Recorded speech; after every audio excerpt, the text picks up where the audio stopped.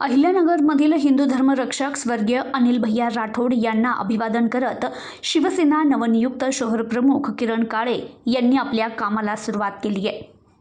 हिंदू धर्मरक्षक शिवसेना दिवंगत नेते स्वर्गीय अनिल राठोड यांची 75वी जयंती निमित्त अहिल्यानगर शहर शिवसेना उद्धव बाळासाहेब ठाकरे पक्षाच्या वतीनं शिवसैनिकांनी शिवालय येथे अभिवादन केलं। दरम्यान पक्षप्रमुख तथा माजी मुख्यमंत्री उद्धव ठाकरे यांनी किरण काळे यांची शहर प्रमुखपदी नियुक्ती केल्यानंतर किरण काळे यांनी शिवालय येथे जाऊन स्वर्गीय अनिल राठोड यांना अभिवादन करत कामाला सुरुवात केली। यावेळी बोलताना त्यांनी स्वर्गीय अनिल राठोड यांना अभिप्रेत असणारी भक्कम मजबूत शिवसेना बांधणार असं प्रतिपादन केलं।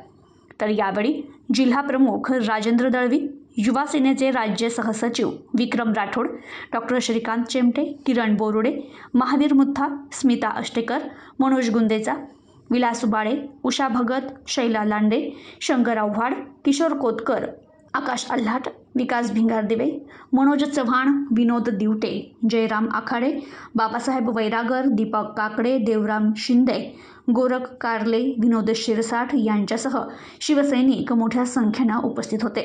यावेळी बोलताना किरण काळे काय म्हणाले ते ऐकूयात।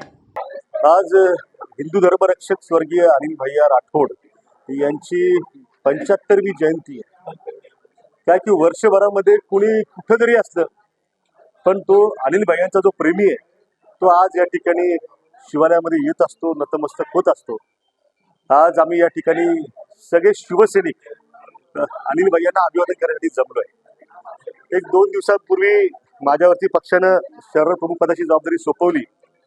खरं तर आज भैयांना या ठिकाणी आम्ही अभिवादन करतोय आणि भैयांचा आशीर्वाद या ठिकाणी घेतोय, भैयांना साकडं घालतोय की या शहरामध्ये ज्या पद्धतीने भैयांनी काम केलं त्याच पद्धतीनं गोरगरिबांची, इथल्या प्रत्येक घटकाची, समाजातला जो जो म्हणून आहे त्या सगळ्यांची सेवा करण्याची शक्ती जी आहे ती आम्हाला आज या शिवालयाचं जे शक्तीपीठ आहे भैयांचं, जिथं बसून भैयांनी काम केलं त्यातून निश्चितपणे मिळेल। भैयांचा आशीर्वाद घेऊन आम्ही या ठिकाणी कामाला सुरुवात करतोय।